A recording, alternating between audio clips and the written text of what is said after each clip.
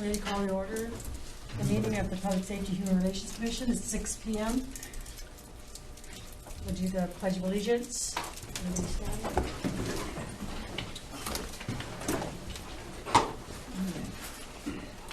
I pledge allegiance to the flag of the United States of America and to the republic for which it stands, one nation, under God, indivisible, with liberty and justice for all. I have the invitation. Good evening. I'll be doing the invocation for today. It's something really simple, but I thought it was pretty profound when I was really studying. It's in a book of Genesis chapter 2, and it's the story of creation. And I think sometimes it's so simple we read past this part, but it always stands out to me every time I read it. And it's starting at verse 5, and it says, and I'll read it in the New Living Translation. It says, neither wild plants nor grains were growing on the earth, for the Lord God had not yet sent rain to water the earth, and there were no people to cultivate the soil. Sometimes when we're building a thing, sometimes when we're really looking for the harvest of things, sometimes we try to play God and we want to send the rain. And like in this scripture, it kind of tells us that rain was never our responsibility. The only responsibility we have is cultivation. And sometimes while we're cultivating, that process is hard. I tell people often that the hardest season to ever be in is harvest, because you got to go out to the field. You got to flip the soil. You got to pull up the weeds. You got to make sure the seeds are growing. Then you got to collect the harvest. Then you got to sell the harvest. And then you get to sit down and enjoy it until you got to do it again. And sometimes in the process of harvest, it seems like you're toiling and it seems like you're working hard. But the truth is, you're just in harvest season. And I tell people all the time, we shout and we dance and we want God to send the rain and all these things and we want harvest. But harvest is tough. Today I answered the question several times. Like, how was your week? I said, man, busy, right? And it's not busy as a bad thing. It's busy because the land is in harvest. Anytime the land starts producing fruit, someone has to pick it. And I feel like San Bernardino is finally producing fruit. So now we got to pick it. We got to go rinse it. We got to wash it. We got to clean out the bugs. We got to do what we got to do. So that's my invocation for today. Hopefully it helped you guys. And I'll end with this. Anytime God wanted to do anything in the Bible, he didn't just make it rain from heaven. He sent the person to do it. Yes. It's really clear in Genesis 2 that when he wanted rain to come, he did that. But when he wanted cultivation, he sent Adam and Eve. So I think we all were sent to this land for something because God wants something more than what's been growing here. So we all have a part to play. Amen. Thank you. Amen. And next roll call. Oh, I'm so sorry. Okay, so roll call. We have Mr. Jose Guzman, Present. Sean E. Kelly, Here. John H. Walters, Here. Gonzalo Jr. Carrillo, Present. Anthony Roberson, Here. Raquela Simpson, Deanna Cervantes, Here. Byron Sims, Here. Kimberly Noss. Here. We have a quorum. Next is public comments. We have 3 minutes for public comments, and if you have anything after the 3 minutes, you're welcome to stay and speak to whoever you need to help you here if there's any public comments today. Do we have any public comments? Yes, we have two. Okay. First one up would be Doug Wheeler. Welcome, Doug.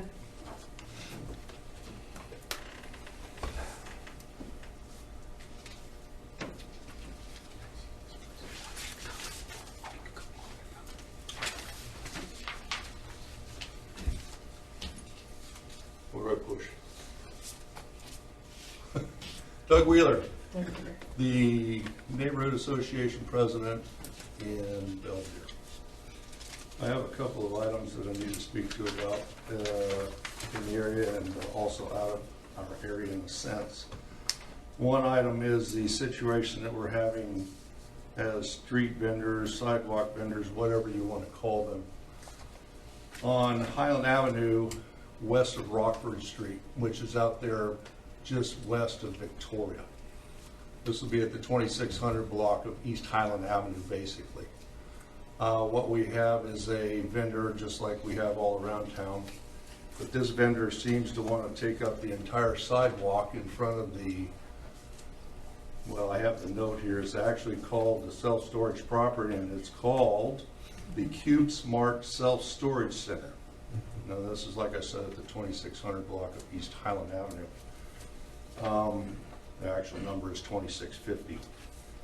So So what they're doing is they're out there on Tuesday night through Sunday morning, whatever it may be, and they're out there selling their wares, and they're blocking the entire sidewalk from Rockford all the way down to where two guys might be, or even farther down there towards that end. And also, when they're selling their wares, they're causing traffic to stop on Highland Avenue. And when traffic stops on Highland Avenue in the number 2 lane, it blocks everything else back, all the way to who knows where. So what's happening is we're having issues with them not only selling their product, but leaving a mess on the concrete, leaving a mess on the sidewalk. And when they do this, of course, they don't clean it up. It blows all over the place in that area right there. And then the other issue that they're having is the poor man, who is actually the manager, feels just totally selfless. He can't do anything with these folks because they're not going to listen to him.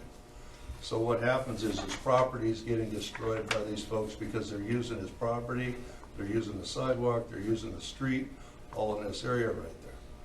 So that's one issue that they were having. We need to take a look at that. I know we've done some things in that area, but this one is getting very extensive and very large.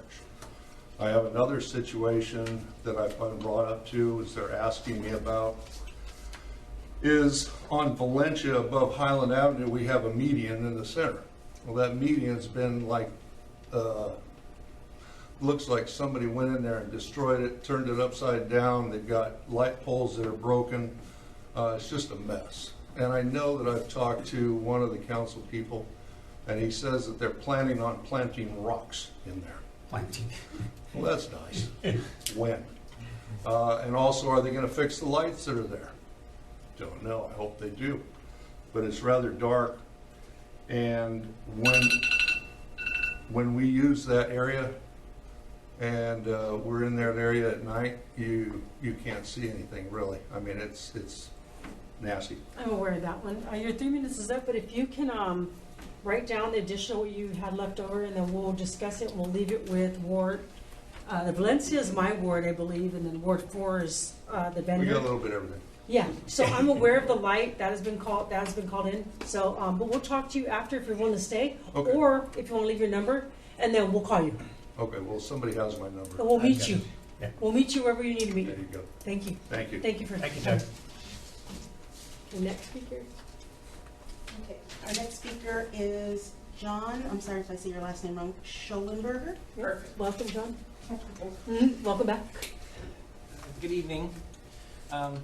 I'm actually here on a different matter than I normally am here for. This is for my friends at Public Works.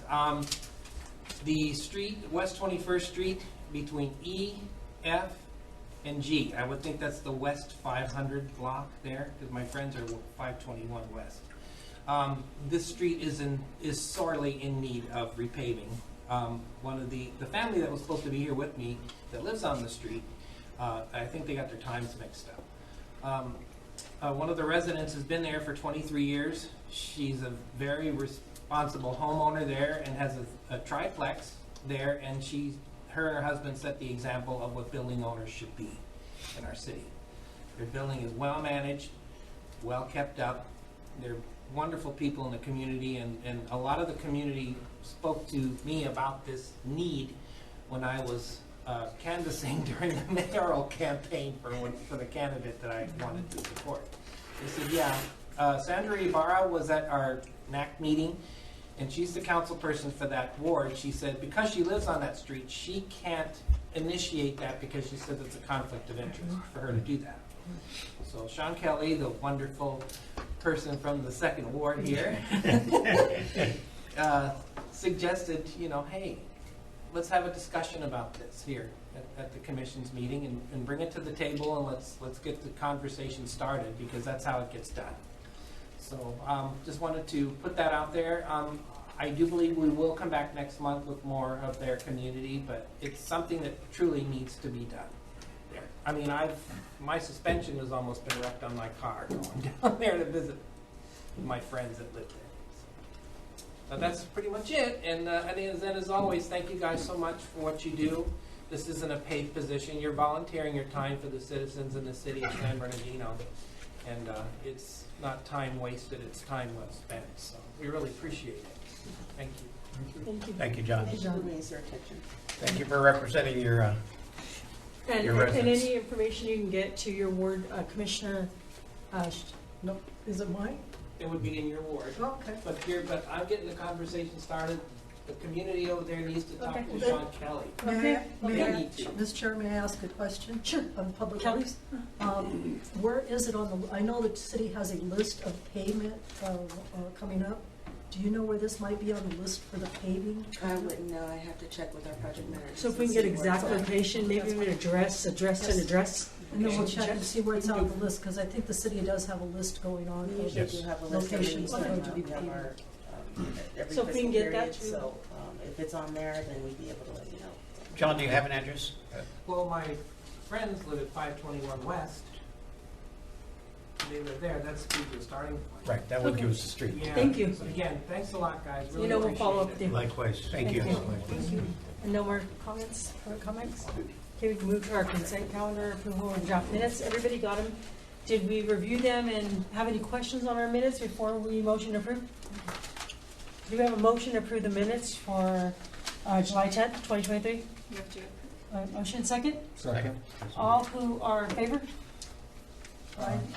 Any opposed? Okay, then we'll move to our presentations to the oral report from San Bernardino County Fire Department. We have from Chief Cerna, new fire engines, it sounds like, so. Yeah, new fire engines. Good evening, commissioners. From the last meeting, you requested an overview of some of the incidents we responded to on the 4th of July, as well as an update to our apparatus replacement since taking over the services for the city of San Bernardino. So I have some handouts. I also have a PowerPoint, so you can take some notes. Thank you. It's only it'll go pretty quick. It's only about 14 slides, and I go fast. So And then what we could do is we could ask questions after the presentation, if any commissioners have any there's no questions. questions. Yeah. If there's any, if you don't want any, tell me. If you don't want any.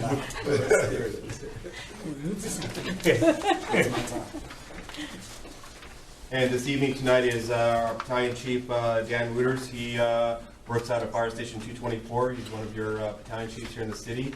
He also oversees our apparatus, and if you have any questions, I'm going to defer them to him. So.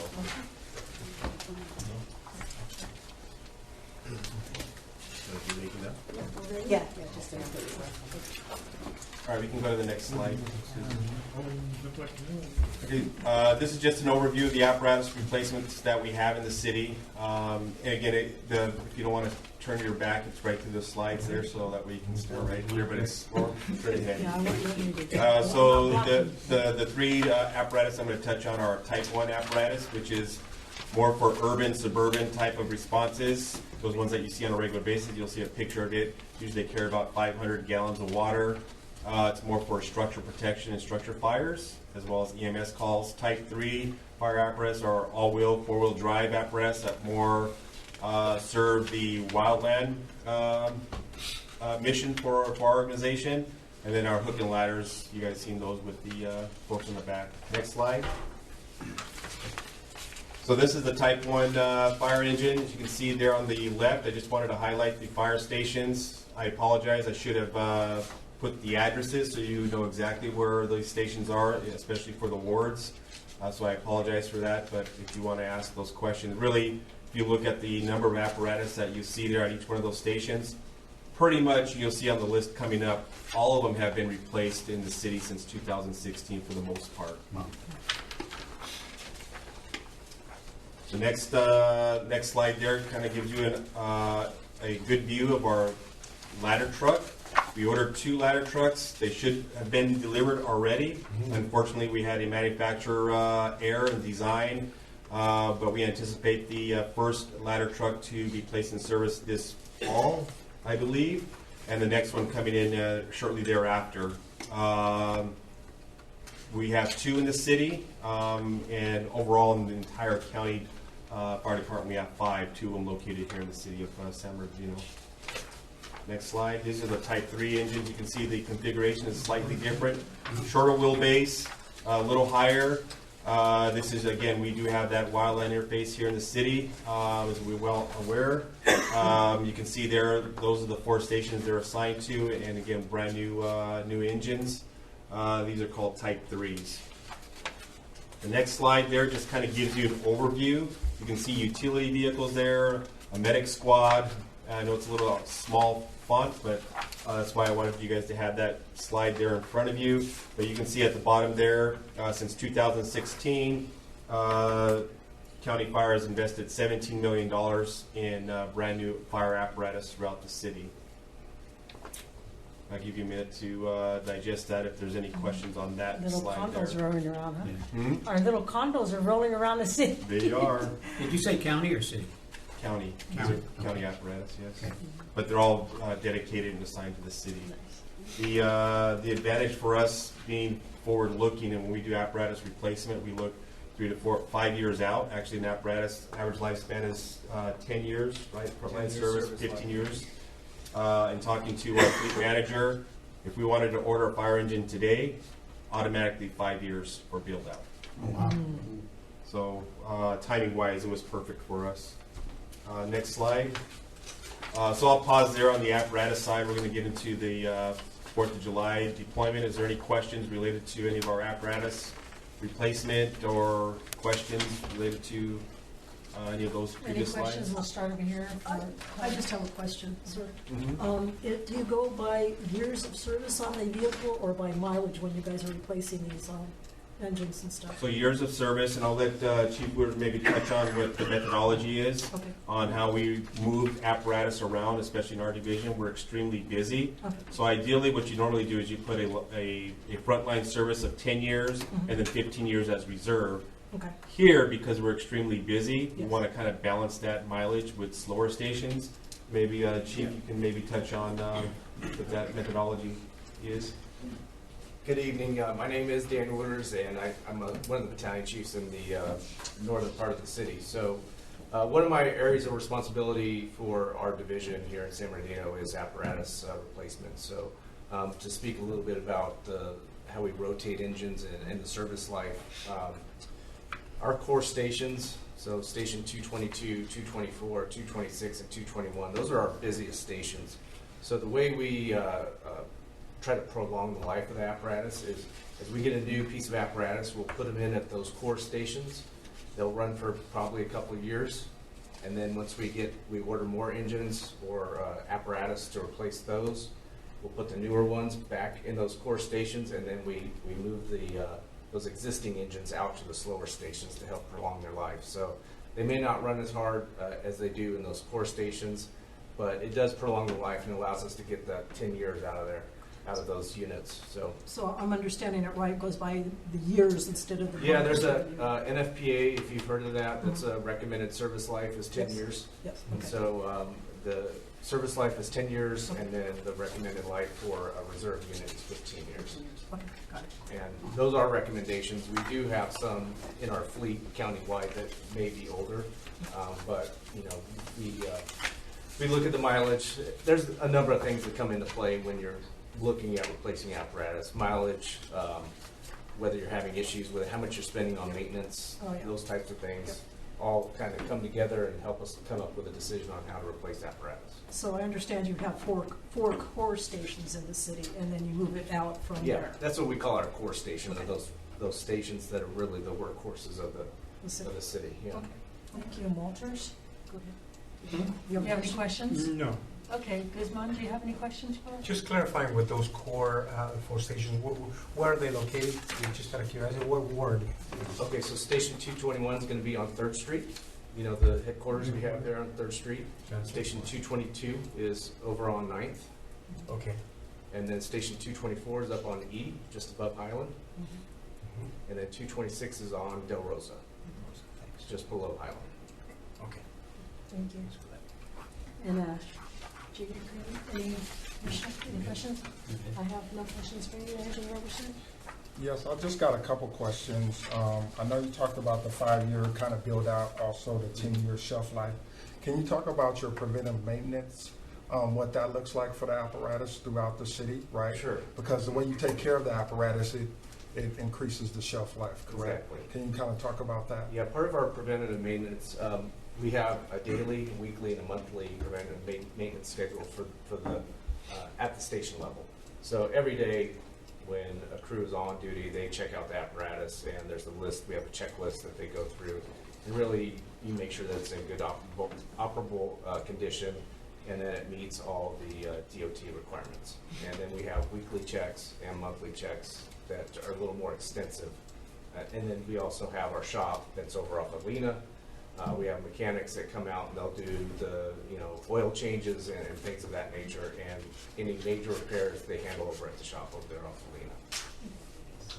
So another question, how do you do assessments of if an apparatus needs to be decommissioned or put out of service?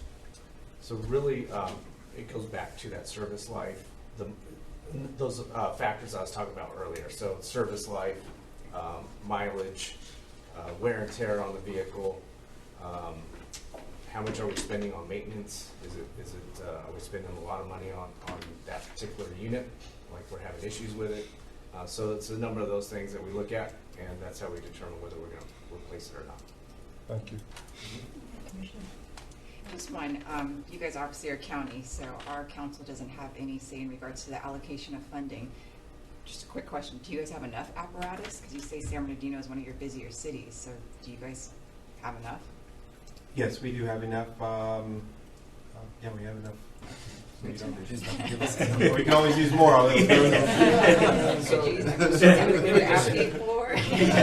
Yeah, in addition to our frontline apparatus, we also have reserve apparatus. So each division has reserve apparatus that we have just in case something goes down. They go back, they go into a reserve unit. So there's always sufficient units to where we can meet our mission.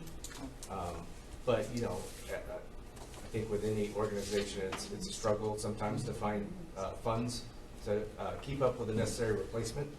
But we've done pretty well over the last several years, so I think we're sitting in a good place here in the city.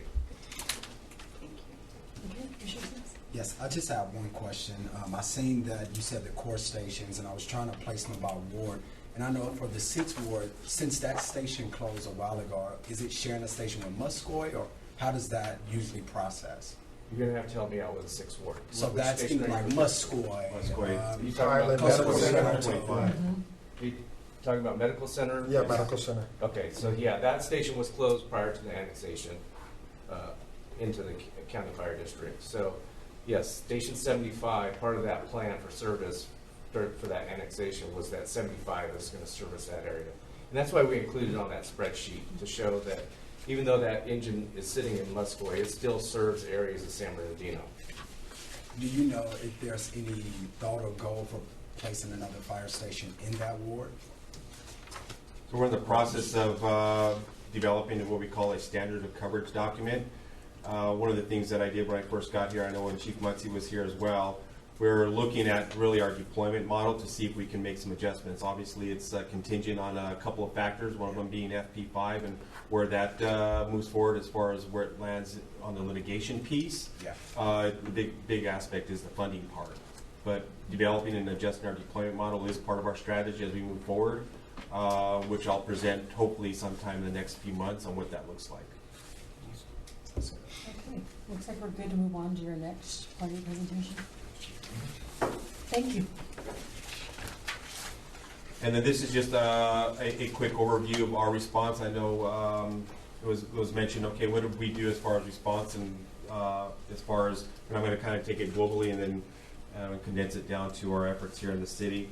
Really when we talk about 4th of July overview is we want to focus in on education associated with fireworks, which we have a good public PR campaign that went out prior to the use of safe and sane fireworks. That's the uniqueness of San Bernardino County because you can go one block over and they're legal there, but go to the northern part of our city, they're not so legal, right? And then achieve compliance with state and county laws and ordinances. Next slide. This is a lot of words, and I'll let you guys read it, but really it's just the background of what our efforts look like moving forward. Highlights some of the uniqueness of the citations that we have here in the county. First offense is $1,200, any multiple offenses up to $5,000. We have the ability to administer those citations as a fire department.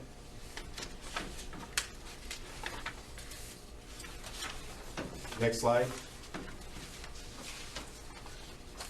Our interdiction operations, that started back in May. Really what this is we partner up with various agencies across Southern California, and at the agriculture, in partnership with the State Agriculture's Department, we'll have personnel at those locations, and really when they cross into, they go to Nevada, purchase their fireworks, come across into California, and we have our fire personnel there, fire prevention officers there to confiscate and issue citations. They were successful this year. We were able to confiscate up to little less than 4,200 pounds of fireworks that were on their way to California. Obviously, when you're looking at 4th of July, it doesn't seem like it, but you'll see here shortly that here in the city of San Bernardino, we partnered greatly with our partners in PD, and we actually confiscated the most pounds of fireworks across the county. So it was a great collaboration and partnership with our partners over there in patrol. That's going to be the next slide. We'll touch on that part. So as I touched on our patrol operations, what we do is we'll embed a couple of our fire prevention officers with law enforcement, and here in the city we had 2.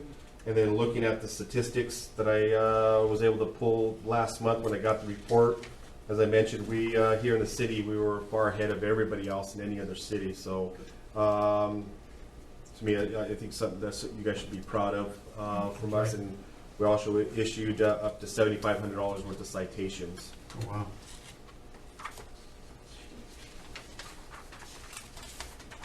And then the next one I just want to touch on real quickly is just that fireworks reporter app.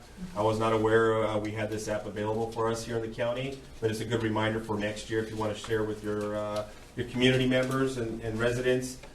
In the event you see a firework or you want to report it, you can go to this app, report it, and actually GIS maps the location, sends it to our folks where we can respond out. It's a service that's available 24/7. You can see we had 627 reports on that app. 480 of them were within our jurisdiction, County Fire's jurisdiction. Let's see. And we were able to issue, 552 people? 552 people reported on the app. So we did follow up on that. I just wanted to give you kind of an overview of that resource. And then the last slide here is kind of an overview of our incidents the number of incidents that we responded to that day, the 4th of July. 201 incidents. Wow. I'm going to defer to Chief Wooters as well if you have any specific questions, because he worked that day. But the only significant incident that we responded to outside of tree fires and other small type fires, we had the vegetation fire on 1400 block of East Quail Court, where we went out and issued an administrative citation. But as I reported last month, overall our incidents were less than they were in previous years. I looked at all the numbers from the last 2 or 3 years, so our numbers were down. It may not have seemed like that in some locations, but overall, whether it was up because it was on Tuesday, who knows, but overall incidents, not just here, but countywide, were down.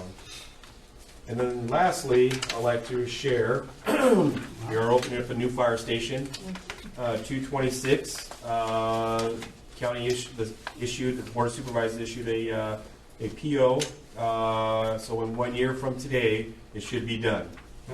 We are having a groundbreaking ceremony, which I encourage you to come on out. I'll send you an invite once I get the actual date. It's going to be somewhere around September 15th is what we're looking at.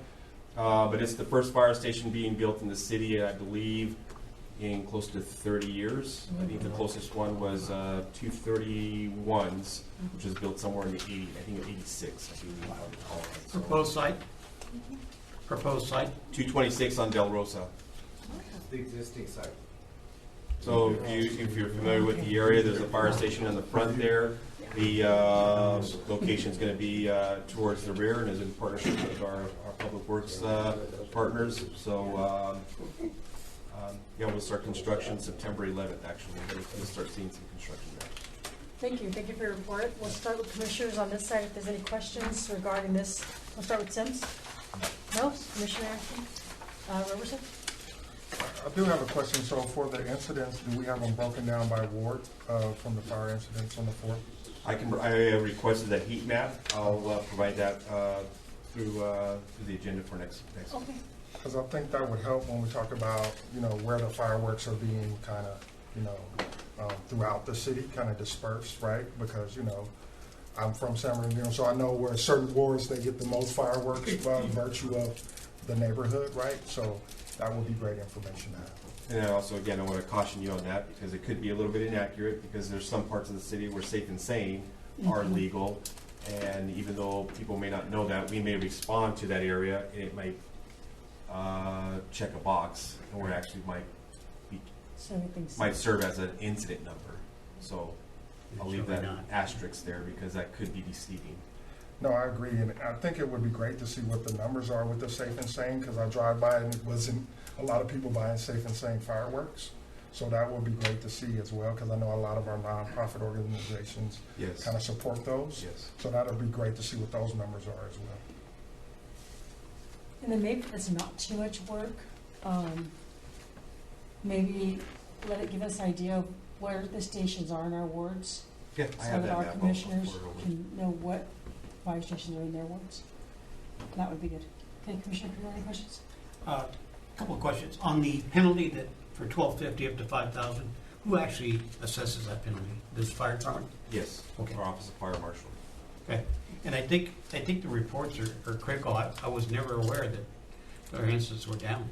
I mean, that is great news. And I mean, we get so many complaints from residents. They need to be aware that we went down. I mean, that's a win. It is a win. and we need to let the residents know that we're winning. Thank you. Commissioner Bismarck? Yes, I'd like to just make a comment of a reminder of one of the particular items that we discussed last time. Or was it 2 meetings ago? And it had to do with a response that our PD department did on the prevention of it could have been a gigantic detonation of illegal fireworks. Not even safe and sane, but it was over in On Evans. Yes, on Evans. on Evans Street. So I'm sure fire and PD work together in the prevention of this. This is the first time I hear that at the state border there is prevention of illegal fireworks coming in. So that's new to me. And please keep on preventing gigantic explosions within our communities. Yes. Please keep it up. Yes. Thank you. Dee. Commissioner Walters, any questions? No, I just want to thank the fire department 209 responding to a medical aid for me, and they got there rapidly and stayed with me at the hospital until they got me in a pod. Very good job. Thank you. Appreciate that. Commissioner? Yeah, I have a question. On the permits for the fireworks stands, was the city supposed to go out and check them, or does the fire department go out and check those permits that are issued for the fireworks stands to make sure that they're being displayed and the people are following the directions for the city ordinance for the fireworks? It's my understanding it's a combination of both code enforcement as well as our fire prevention officers. Perfect, okay. And my other question is, did the storage that was included into the fireworks ordinance, did that help the fire department at all? Because we put in a language for no storage at the residences, other than the 1st to the 4th of July on fireworks. And that part I can't speak to because I can do some research to see if there's any, I haven't had a chance to circle back on that. No, that's okay. I was just wondering if that came up anywhere along the thing. And I want to say thank you too for working. But the other thing I wanted to say is I wanted to remind everybody Paris Hill itself is not, does not allow fireworks. The park and the hill itself, and there is a small area around it that does not allow fireworks too down there. So it's not just everything north of the 210. There is a pocket down below the 210 that does not allow fireworks either. So thank you, sir. Okay. Thank you. Okay, I think that's everything for the fires. Then we have our next presentation for the police, and thank you. That was detailed and that helped a lot in fires. I'm trying to take our Amen. words. Yes. Appreciate it. Police department. So So mine is not quite as detailed. Your favorite. No PowerPoint. It's just verbal report. So we were talking about changes due to some of the department restructuring. So Chief Goodman has us focused heavily on a lot of proactive enforcement.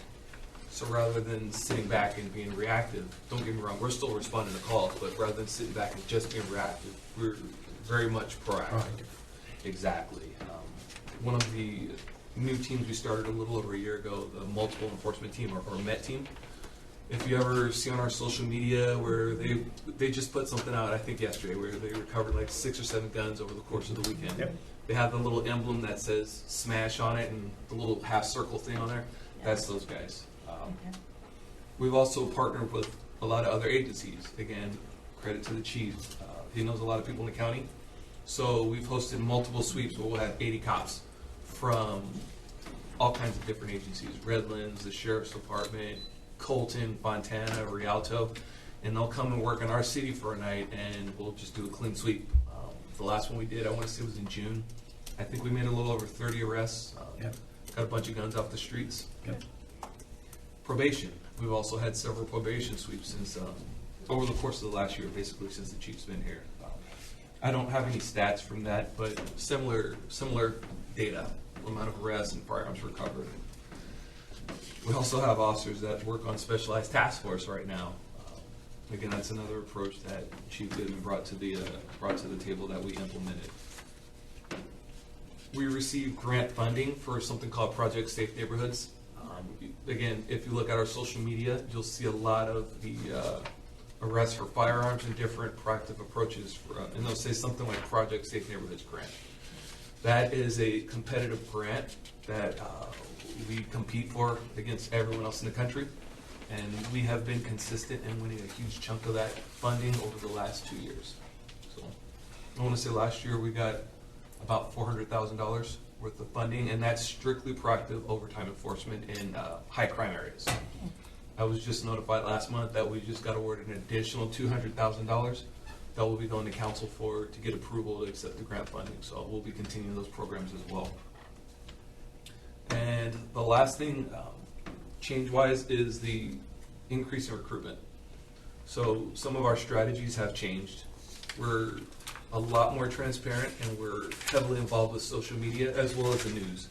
We put all kinds of things on social media and we put it out there for the public to see, which has attracted a lot more officers to our city. If you, again, look on our social media pages, you'll see it seems like every other week we're swearing in a new lateral officer. Yes, that's awesome. Those are officers that were hired, they've been through training, they've gone through everything. All we have to do is bring them on board, show them our city, and then they get to go off by themselves. Whereas a new person, we have to hire, send to the police, go through a background process, which takes about 3 or 4 months, send through a police academy, which is an additional 6 months, and then through field training, which is another 5 to 6 months. We get to skip all of that. After the background, they go into an orientation phase, for lateral officers anyway, an orientation phase, and then they're off solo on their own, doing their own thing. So we've had a huge increase in lateral officers over the last year, which again, when Chief Goodman came in. Yes. He brought several from his previous agency. Yeah. I mean, it speaks volumes when you leave, and the people that work for that agency want to follow you to your new agency. Yep. That speaks volumes for the type of leader he is. So. Yep. Awesome. So just some comparison, year-to-date stats. So last year, this time we had, or we'll say through July, we recovered 636 firearms, which is a lot. This year we recovered 808 already. Last year we broke the record for the most firearms ever recovered. This year we're on track to shatter that record. Methamphetamine recovered. Last year we recovered 882 pounds. Again, quite a bit.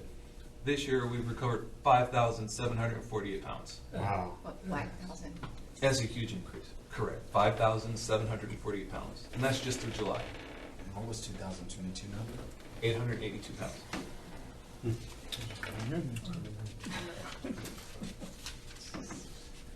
And a lot of that too, you'll see it's the different trends with the different types of drugs. What's the popular drug that come in town? Like right now, cocaine is down a little bit. Last year we recovered 900 pounds. This year we've recovered just over 500 pounds. The big drug, fentanyl, last year we recovered 238 pounds, which is a significant amount. This year we've recovered 1,297 pounds, which 1 kilo is enough to kill 500,000 people. So you do the math on that, and we probably have enough drugs recovered to kill over the entire state of, or the population of California, essentially. What's a kilo and a pound in equivalent? It's very close, and we'll have to do the math on that one. It's very close to a pound? Yeah, a Okay. kilo is a little bit more than a pound. Okay, awesome. Felony arrest, last year we had 1,746. This year we have 1,887. I'm sorry, what was it previous year? 1,746. And this year, 1,887. So over 100 more felony arrests. All the while, the laws are changing, and things that were felonies before are now misdemeanors. But we still have more felony arrests. And again, that's proactive policing. It truly works. Rather than sitting back waiting for problems to happen, going out and stopping those problems before they occur. Yes. Misdemeanors, last year we had 3,021. This year we're at 3,284. Proactive stops, that's the big one. Last year we had 15,261. This year we're already at 19,316. So over 4,000 more proactive enforcement stops. And this is year-to-date statistical data. And what are the results of all this? Homicides are down by over 60% this year compared to years past. While homicides are down over 60%, our solvability rate in solving those homicides has gone up from the mid-40s to over 70%. The nation average is about mid-50s, so we're well above what the average is as far as solving our homicides. I'm sorry, what was the percentage of the solvability? 70. It's actually just over 70%. And our call response time is down by an average of 57% from this time last year.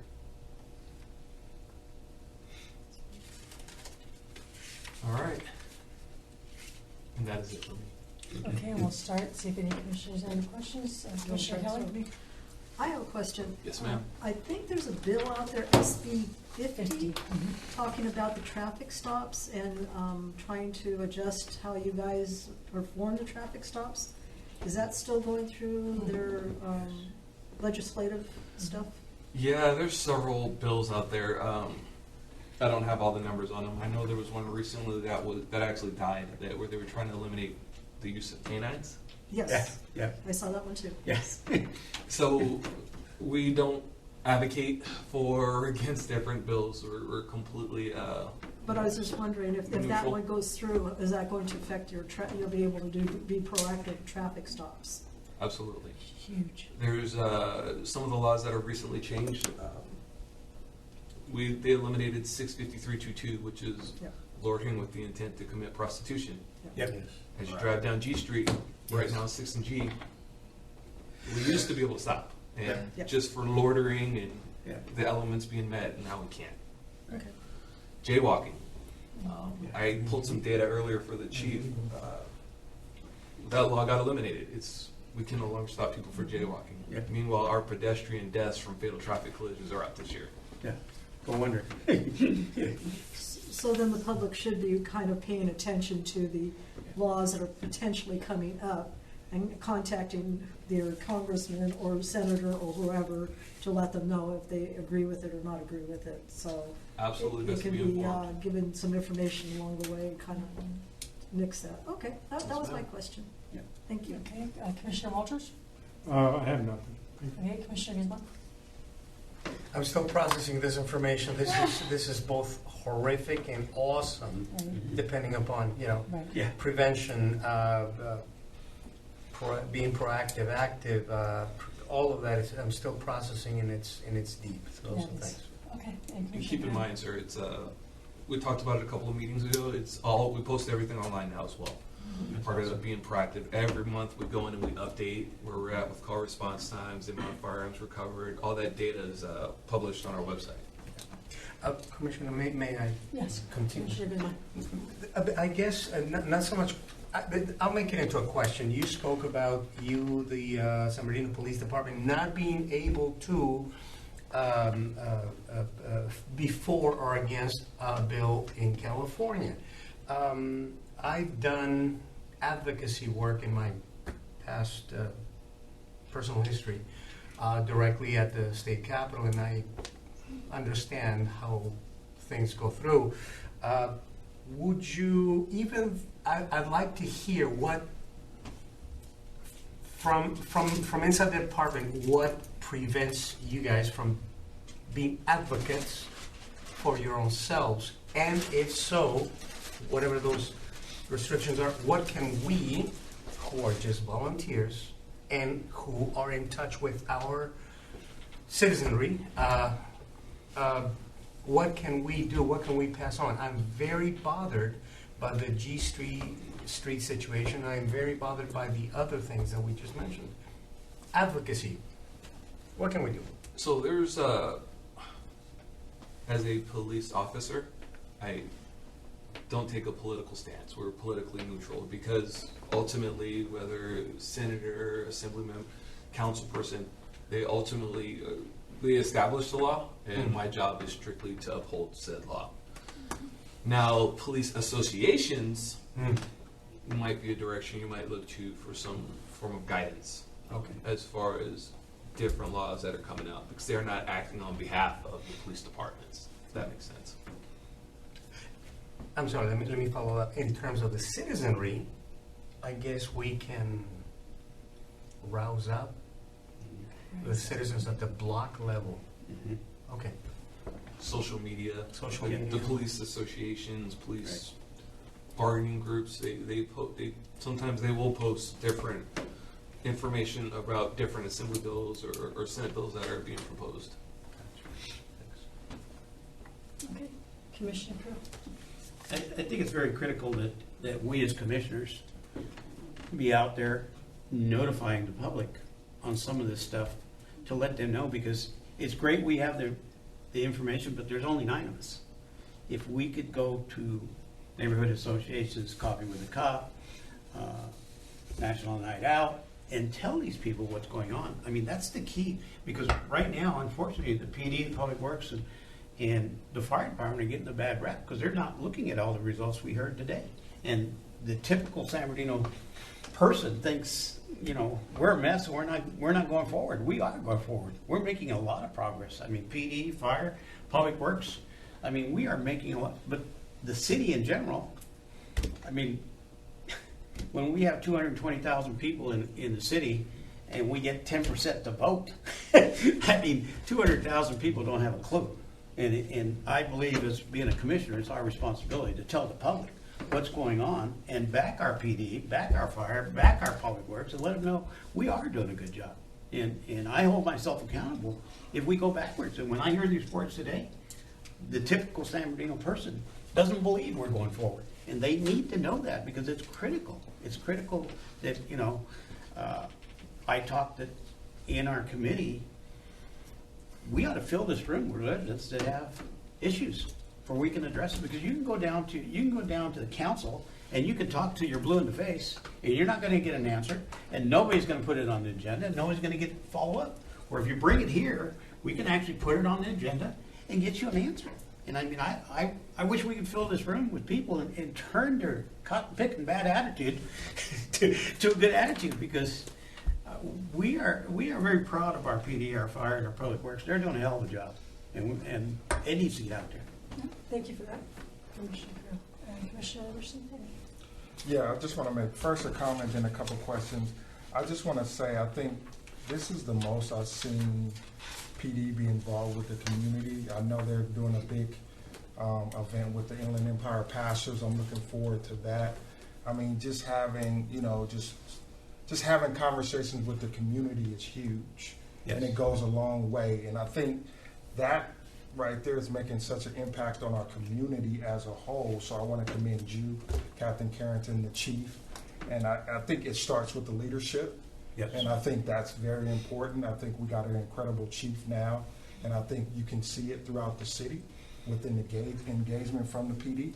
I do have a couple questions though. So how many sworns do we have right now, and how many civilian officers do we have currently in the PD? Get you some exact numbers. Okay.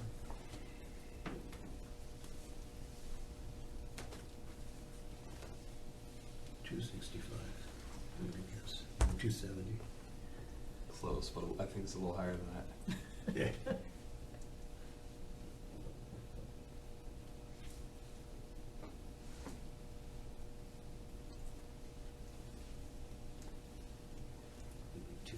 We are currently at 278 sworn. And we're authorized for 299.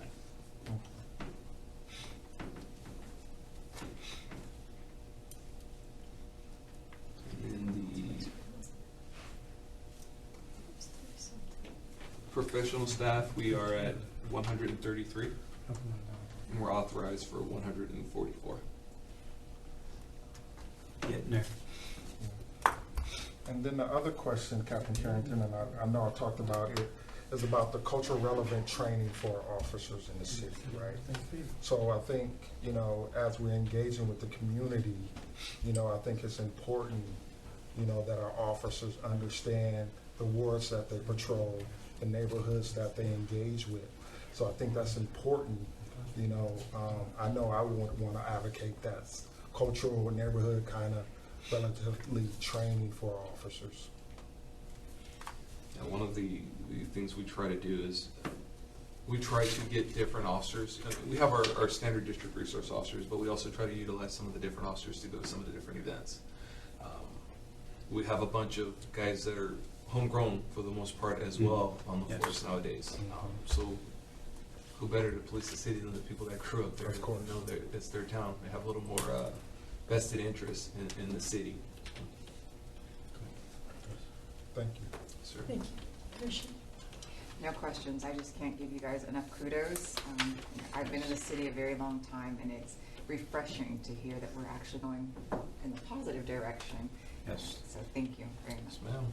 Commissioner Sims? Yes, I have two questions. It's two parts. After I say thank you, you guys are doing an amazing job, and it's not just from a hypothetical sense. Like, we see it. You guys are everywhere. Even the national night, it was amazing, right, to just see so many community members. Of course, I'm with Junior, like, we should have way more residents there, and that's kind of our job to do. But I want to go back to something that I think I spoke with you before specifically, and Chief Goodman, about figuring out what types of crimes take place in what areas. Because I think that'll help us out, because when we're looking at like a specific area, we know, okay, this is the type of crime that's always happening over and over again. And I think I go on the crimemapping.com. I'm not sure if it's accurate or not, but you can go to crimemapping.com and it tells you for that zip code, this is everything that takes place. But sometimes it's kind of delayed. So for us, being able to partner with you guys, we know, okay, what to look out for. Like, I'm quick to send a text like, hey, someone's setting a building across the street on fire. Like, I sent that last week. It was like, it's a real fire. I'm like, this guy's literally setting the building on fire. But I think, is that possible to have something like that, or is crime mapping sufficient? Crime mapping is that data is input by us. Okay. What we get, we report there. One of the flaws of the system, unfortunately, though, is that some of the crimes, if they're not reported to us, then we don't have that data to input it into the system. Got it. But that's usually up to date. I want to say if not the next day, the day after, the data's input accurately. Got it. And my last question is, at the end you mentioned the 57% call response time. Is that good, or did it go down? That means it went down. It's a good thing. Yeah. It's a good thing. We're Okay. responding faster than we previously were. That's it. Okay, so we'll move on to the next, is staff reports. There's none. New business, we have none at this time. And we're gonna go to public safety communications announcements, and any other thing that's not related to what we discussed, you know, whatever's going on in your ward. I'm gonna start with that first. And kind of listening to everyone, I hear a lot of our commission isn't that active. I feel like the commission is as active as the commissioners. So if there's no activity in our wards, It's because we're not out there at our Coffee of the Cop. We're not out there with our city. I really want to push that commissioners need to be out there. You were put on the commission to be out there for your ward. We need to find things that are going on in our ward because people aren't aware that we exist. Small do, but not enough to know to come here. When you go to the council, there's a lot of yelling. If you sat in the meeting, you know, nothing gets resolved. People get insulted. It's just like circus. So they need to be able to come here and come to your commissioner and say, we're having this issue in our neighborhood, like the people that come here today. This is what's going on here. When we're out there in the community, attending city events, Coffee with the Cop, your neighborhood association meetings in your ward. Yes. You know, you're taking action, or letting people know, hey, I'm here at the Coffee of the Cop. Wear your shirt for the Coffee of the Cop. I'm your commissioner in Ward 2. I'm your commissioner in Ward 4. Try to attend some of those meetings to get to know what's going on in your ward, in your area, because people don't know what ward they're in. Yep. They really don't. We were out the National Night Out. We had a Ward 7 pop up for Ward 7, and we had about 4 commissioners come out. People are like, well, I don't know what ward I'm in. Yeah. You know, where's Ward 7? Yep. So I just went down to the city, got a big map of Ward 7 for my ward. And then I know you have a ward map with all the different wards. We're volunteers. But when we were put on here, it was because somebody thought that we were a strong entity in the city and that we were going to make change, right? So we need to be out. Yep. We need to be out in our events. We need to be out there, being active, finding out what's going on in your ward to help the city. Because if they come to us, they don't have to go to the council. Amen. They don't have to rely on the council because we have 3 huge departments here. Public Works, that's everything from trees, streets, signs, you name it. Then we have fire, that's fires, police. We are the most important commission in the city. And if we're idle, well, Yep. we can't complain about what's not being changed in our neighborhoods. I'm not saying you have to be out there being like me, you know, or like Junior. I'm just saying get out there. At least once, twice, maybe 3 times a year in an event. Like you came out to the National, you see how amazing that was.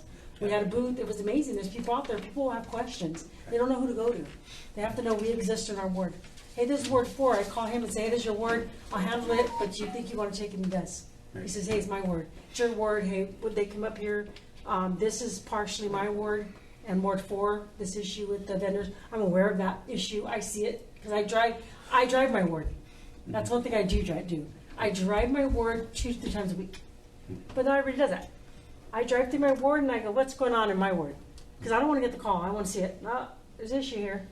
Right. You know, there is sometimes a conflict, like it was brought up.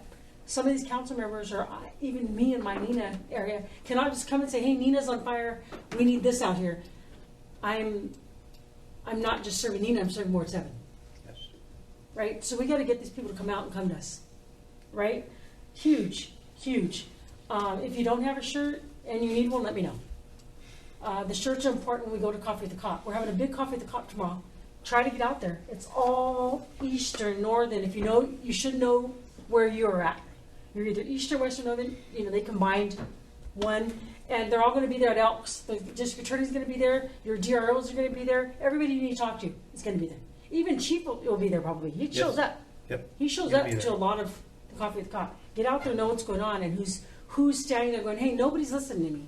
Okay, what ward are you in? Oh, you're my ward. Hey, come talk to me. Right. Right? So our commissioner is only as active as our commissioners are. And if you can't be active and you feel like maybe this is not something you can do, then let your councilman know. No hard feelings. Right. You know, if you can't do it, you can't do it. Right? If you work too much or this is not a place for somebody who doesn't have time, because the city needs people on this commission that has time.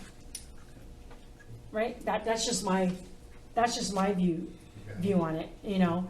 And then we'll know who our DROs are. Then we'll know what's our crime in our area. Then we'll know all those things because we're attending our neighborhood association meetings, our Coffee with the Cop, our events. And when we come at the end of the day and we're asking, try to get to know what's going on in your ward. So when I go to each of you, hey, any reports? No, I don't have any.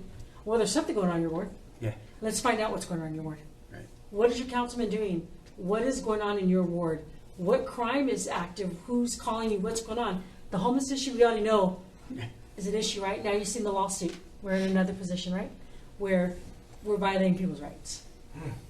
Right? So Yeah. the hands are tied at these directors, they are very limited. And they can only do what they can do. So we have to remember we have to work with our directors, the three. Police, fire, and public works are who we need to be working with to get it done. And then get it to the council. Amen. Right? Because if it starts here and they've come here, well, now they go to the council, hey, we went to the commission, nothing's been done. Right? We had an incident where people were complaining on next door that they were calling and they were complaining about speeding between Valencia and Monterey. Do you know that I had my DRO check that log and not one call was made? And they're claiming it's been going on for 6 months. But do you know that not one person called? That's normal. Okay, so, right, it is normal. But guess what? If you're not calling and there's no track record, there's no issue.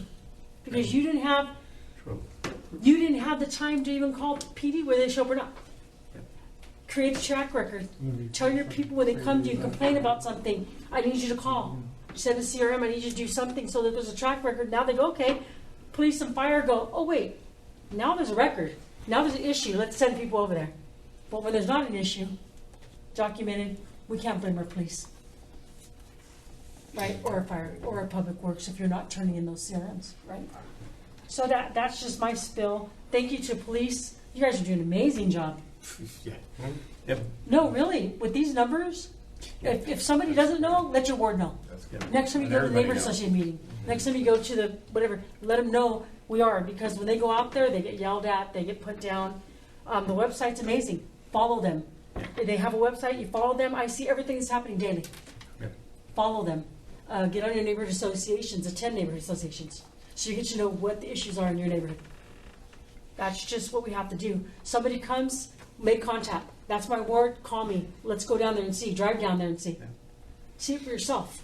So you have a second backup to our residents that are coming here saying, this is going on, aren't you seeing it? I've seen it. You came, so now it's my focus. My word, right? Because I didn't create it now. Now somebody else is saying it's an issue. So now we're bringing it here. So that's my spill. In our ward, we attended the National Night Out. It was amazing. It was great. The location was different. It was across the street. A better location. We may have to work out how we set up and drop off. That might be next year's thing. But it was amazing. There was a lot of people out. Kids were out. It was hot, but there was a lot of shade. Commissioners came out. Police were out. Everybody was out. It was a great event. Our next things that are coming up are going to be Route 66, October 7th. Hey, if you can do it, be out there. We're going to have a booth out there. We're going to have a pop-up. I'm trying to get a booth out there for our ward. And maybe commissioners can come out and say, hey, when people come up, hey, you're my ward. People are asking. That's how we get the word out. That's how we find out what's going on. By going out into the community. If you don't want to wear your shirt, you think that it's a danger, fine, don't wear it. Your choice. But, we need to be out and about in our wards because we're commissioners for our ward. We represent our ward. And our councilman had it pop up. That's what he's doing. We're focusing on Ward 7, cleaning. We're in contact with Caltrans. The police, we work with the police about everything in our neighborhood. We call them for everything. They come or they don't. I call Carrington. You're welcome to call. I'll say, I'm sorry, I'm calling you again. Call him, Commissioner. Yep. Call them. Yes. If there's an issue, and hey, I sent you an email. Hey, I tried to call you. Call them. Fire captain, hey, call him. And say, hey, so then we can work together and not against each other, because this city needs more than just a few commissioners. Amen. Right? So that's my spill for tonight. We'll start with anything in your ward, Count. No, I'm sorry, this last month, no, I don't have anything to bring back and tell. Okay, thank you. Commissioner Walters? I sort of toured my area at the bench area and contacted some businesses and stuff, and they said that the police response is better. Nice. And awesome. The area of Meridian and Second, where Station 229 is, in the area, that's cleaned up quite a bit. Not perfect. Still tire every so often. City's but looking cleaner. It looks much better, City's and the looking park cleaner. looks better. And I guess they're going to be doing some major work at the park there too. Nice. So I try to get out there and meet with the people and stuff, and stuff like that, so. Thank you, But Commissioner everything's Rogers. going pretty good. Thank you. Commissioner Nisbet? Nothing to report yet. Okay, good. Commissioner Crew? I back everything that Commissioner Cervantes said. I mean, my time is very valuable. I'm a volunteer, and the last thing I need to do is be on a committee that's got zero impact. I'll stay home and cut the lawn before I come. You know, I'm nobody's puppet. I'm here. I'm representing not only the Fourth Ward, but we actually represent the whole city. And you know, if it's an issue, if you don't have an issue in your ward, team up with another commissioner and say, you know, how can I help you in your ward? You got some issue in your ward? Let's do it together. We're a team, and we got to act as a team. Our ward has just it has just taken off. I mean, Coffee with a Cop with us, we keep changing places for the simple reason we want more. We want different people. To get Coffee with a Cop and have the same 12 people there is a waste of resources. I'll be honest. It really is. I mean, I'm on Nextdoor looking for the people that are complaining. And right now in the Eastern District, we got 8 people off Nextdoor that were complainers that are now advocates for us. And that's the key. The key is for Coffee with a Cop tomorrow. Let me tell you, 79 calls I made for Coffee with a Cop tomorrow. Because you know what? It's important they understand what our police officers can and can't do. They're going to hear what our DA can and can't do. And this is good knowledge for our people to know our PD is doing a hell of a job, but they're limited in what they can do. They want the PD to do stuff that they can't do within the law. And that's the problem that the people of the city don't understand. I mean, you think we're frustrated.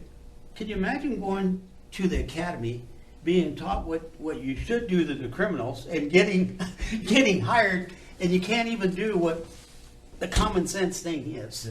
Yeah. And we really need, I mean, at Coffee with a Cop 2 months ago, we did a private one at a mobile home park, and the people complained about they were running the stop sign. So guess what I did?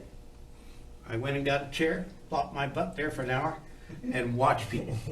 And it was right in front of their office, so it was great. So I said, well, I've been here for an hour, and I said, I've seen one run a stop. But you know what? That draws respect for you, and that draws that you're in it for them. And that's what we need. We need, our commissioners really need that. I mean, if we're just here and coming to the meeting, you know what? I can tell you this from my heart, resign. Because we don't need a body. We need a worker. I mean, this is 9 people. We need 9 workers to help our PD, our public works, our fire. Because we are the bridge between telling the people how good a job our PD, our public works, and our fire is doing. That's our responsibility. If we're not doing that, stay home. I can't say it any, I mean, she talked about a pop-up for the 7th Ward. We need a pop-up for our commission. We really do, because before I joined this commission, I didn't know what this was. I didn't know what it was. And really, we can accomplish more in this meeting than a councilman can, than a council meeting can, than any other commissioner meeting that we have. I mean, this is critical. I mean, I'm so excited for tomorrow. I just can't wait. And I want people to understand the limitations our PD have and the limitations our district attorney has. It's just so critical. It's just so, I mean, I've seen some of you out there, and I think we just need to roll up our sleeves and go. I mean, we volunteered for this. And you know what? If you don't want to work, we're going to get there with or without you. You can roll on the boat, or we'll throw you out. But we're going to get there. Okay? Amen. That's all I got to say. Yeah, so I just want to, listening to you, Chair Cervantes and Carrillo, I definitely want to make sure that I'm open to hosting a community conversation, you know, at Cal State, so we can get the whole city to come out. Amen. And I think, you know, we can have some focus groups to kind of talk about some things that we can help as a commission.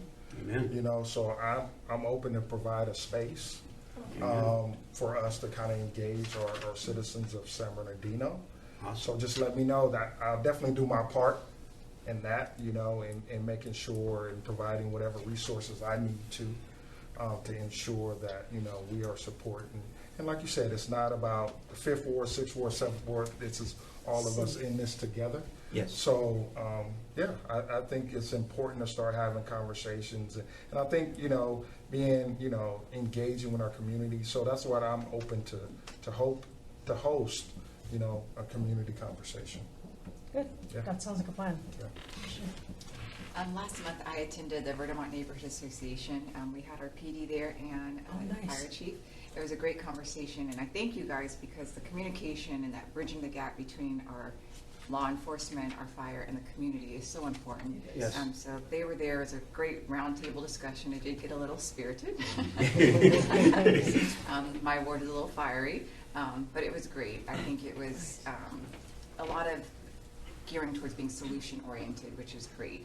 So I will be presenting an item for future at our next meeting. The Verdamont community, they are very concerned in regards to emergency preparedness, the egress and whatnot for the, we've had a lot of new builds in the area. So that's their concern. Okay. So Fire Chief, he and his crew were there. They kind of went over some different things that fire is currently working on. He did mention they will be working on a plan, so I'd like to present an item to see how we as a commissioner, how we can be involved and assist with that from a community level. So again, that will be proposed on the next agenda. I did also attend National Night Out.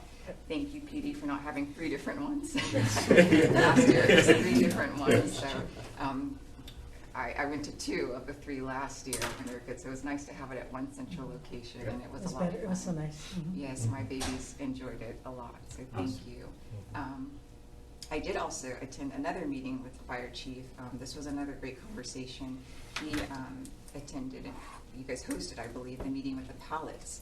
That's another concern in our city. We've seen some on social media catching fire. So that was another great roundtable discussion that our fire crew had with a lot of the pallet owners in the area. And they were talking about mitigating some of the risks that come along with having that type of business. But you also got to hear their perspective being a business owner, which I think is important. I'm very pro-business. So it was good to hear, because I'm not for, businesses shutting down. We have a lot of that in the city of San Bernardino, and people relocating. We want to support our small businesses. So again, it was a great roundtable discussion, kind of seeing both sides of the coin, and I look forward to seeing what comes out as well. Nice. Commissioner Sims. Yes, and I'll do the recap. I said before, National Night Out was a success. It was amazing. Although you guys did run out of hot dog buns, which is that's crazy, right? My kids were so excited to get a hot dog, and they just ended up with one raw hot dog. I'm guilty, I had 2. Right? That's Commissioner down there. It was amazing though, and I loved it, man. And I really just piggyback on what everyone has said. Just being able to show the community, us collaborating, everyone there. My kids think that being a commissioner is the best thing in the world. They don't even know what it is. Like, it was at the National Night Out. I was like, can we ride the horse? My dad's a commissioner. I'm like, sure. I'm not sure that's going to work. But go for it. They say no, but I mean, exposure is everything, right? Yes. And we talk a lot about making sure that the community know what law enforcement is doing. But we have to be just as intentional to kind of cross-promote those things. Like if we're having something, like just having them there. So that way you paint the picture that, you know what, we're on the same team. We're on the same page. That means so much.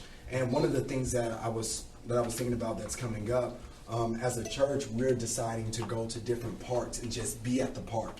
Yes. Because Parks and Rec did an amazing job in PD of cleaning it up. But the issue is that if we clean these parks up and we get them cleaned out, if nobody goes to the park, then it's just going to be a waste of time, right? So even partnering with PD, making sure that when we go, we're safe, someone from PD can come and make sure that the families there are having a great time. But it creates this synergy amongst organizations and community members to make sure that we're going doing what we need to do. The second thing is I'm still a bit salty about this. They're having ballers versus badges, like basketball versus. I wasn't recruited, so that's why I'm salty, because they didn't ask me to play. But I think it's a great thing in ES Park, where officers and public safety individuals will be playing youth in basketball at 9 a.m. on September 2nd. It's going to be amazing. I'm going to be there. I'm not playing. I'm not even the referee. But you guys didn't ask me. You didn't tell me. No one asked me. Right? See, I can't. I would love to play. Just throw that out there. Whoever's recruiting. But if I can, it's okay. I'll be in the stands. But I think we all should show up to that because that's family fun. In addition to that, this weekend on Friday, which PD has been very supportive of that, we're having a end of summer show. We took several youth from around the city that usually would participate in just crime and different things, and we taught them drumline. We taught them drumline and dance. So we got probably about 32 students right now, never played drums in their life, never danced, and they're about to perform this Friday at 7 o'clock at the church. I'll send out the flyer via email, but it's amazing to see. I was telling our staff at the church, I was like, man, how many of these kids would have got in trouble if they didn't have something to do every day of the summer? Because usually that's what happens, you know. It's not that kids are naturally criminals. Sometimes they just don't have anything to do. And most programs are very expensive. And working with PD, they made it to a point where we didn't have to charge anyone for anything. So it was an amazing thing, and I invite you guys out to witness that. So that and Basketball versus Badges would be great family and community events that I think we all can just show up and enjoy it. Nothing that we have to do necessarily. Just show up, have some fun, eat some popcorn, crack some jokes, and leave. And I think we'll be good. Thank you, Commissioner Sims. And I think we've had a great conversation today. I hope if there's anything I said that was like kind of hard, you don't understand, call me, meet with me. You know, I'm willing to help out, go to your ward. I'm willing to go to your wards and give you an idea of what we can do in the parks. I'm talking about market nights, maybe.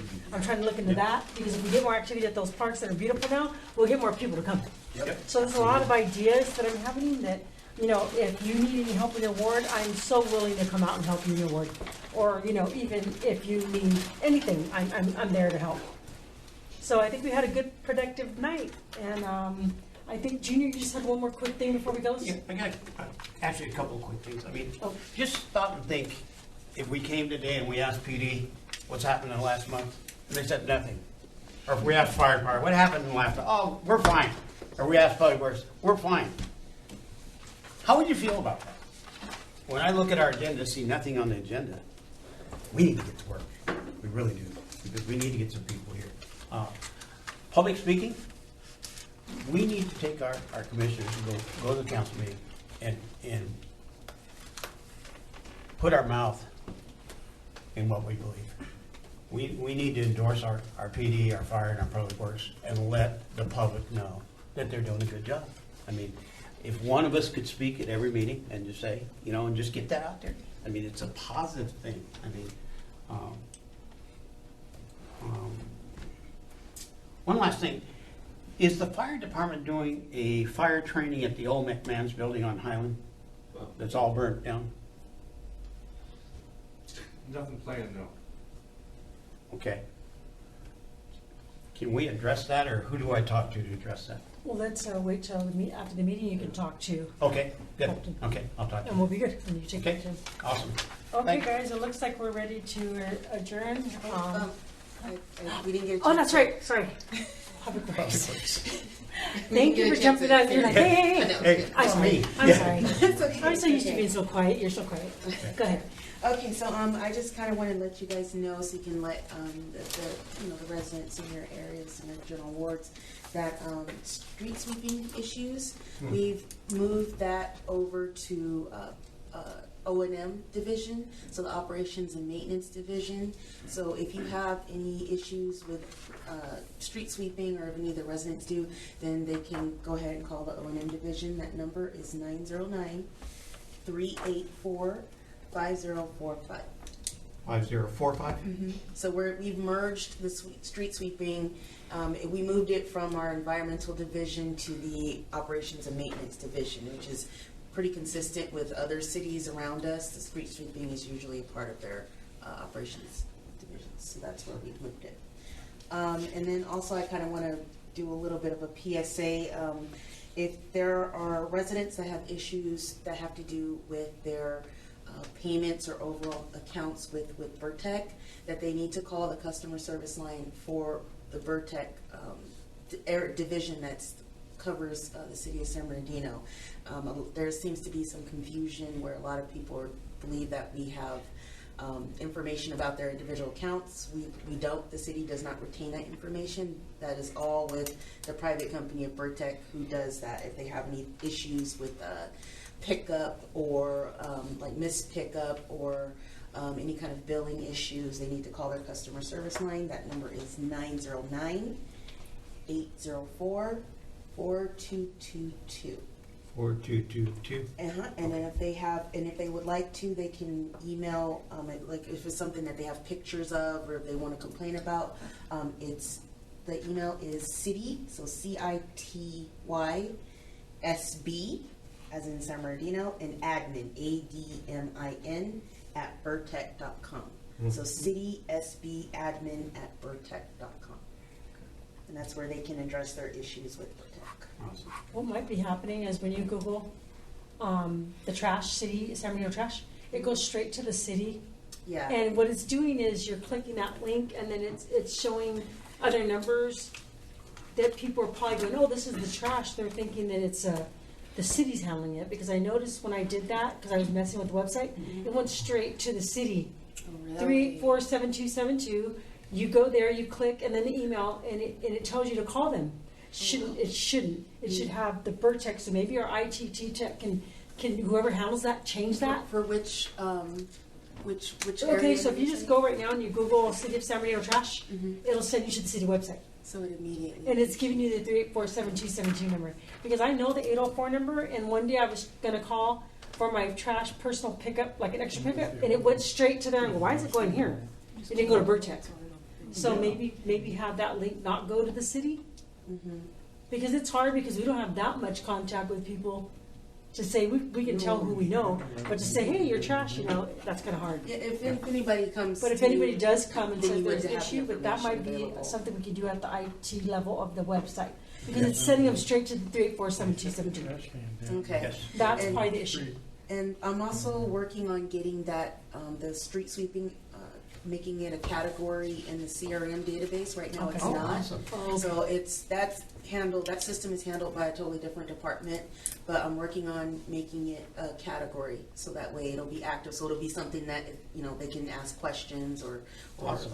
Well, whatever you did, the last issue we had when we complained in the neighborhood, I think it was my neighborhood, they've been on it since then. Oh, okay. With the cameras and all the stuff that they have to monitor them and the GPS, we've had no problems since then. Oh, So that's good. they probably made the drivers alert that, hey, people are calling and there's a camera in your truck and you don't go, we know you don't go. So whatever you did is getting better, I know, in the north end. So just so you know, kudos, because that worked. Thank you for that feedback. Okay, All right, that's all I have. that's it for you. And anything else from fire? Anything else from police? We went over a couple of the events. Okay. Just one key change, the nighttime Coffee with the Cop is switched. It's not gonna be run by the district commands anymore. It's gonna be run by Community Affairs. Lieutenant Jennifer Carell, Oh, great. she oversees the Community Affairs Bureau, so she'll be running the nighttime Coffee with the Cop events going from here on out. So. Okay. And last thing, we have 5 new officers graduating from the academy September 7th. So. Amen. Oh, good. September 7th. New guys. And I've seen the new one they just posted. You do post every time. Every time one comes out, they post it. If you follow the police, they post every single thing. So it's good to follow them on Facebook, wherever you. Community All right. Affairs as well. Lieutenant Carell, she's the one who, from our side, spearheaded the National Night Out. Yeah, oh, she did an amazing job. Yep. She's all by herself. She's fantastic. She's great. She's Okay, thank you planning for. I'm sorry, Okay. Oktoberfest. I don't know if anyone went last year. I did. It was We're gonna do it again this year. It's probably gonna be bigger than it was last year. Carol's on it and she's salivating. Is there a date? Nice. We're looking tentatively at October 11th. Okay. We'll have to work out a few. What's that? What time? It's usually in the evening.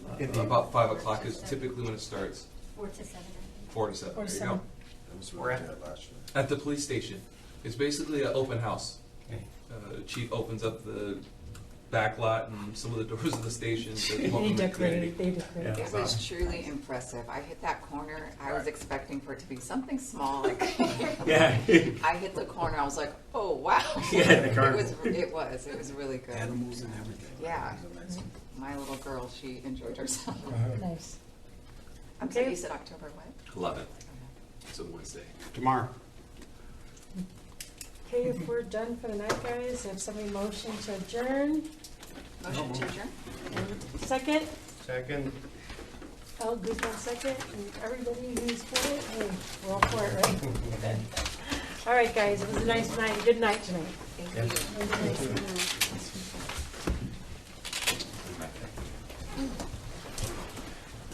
Public Works, I got a question for Public Works. What do you Oh, leave? leave. Yeah, and fire. Hey, how are you? Nelson.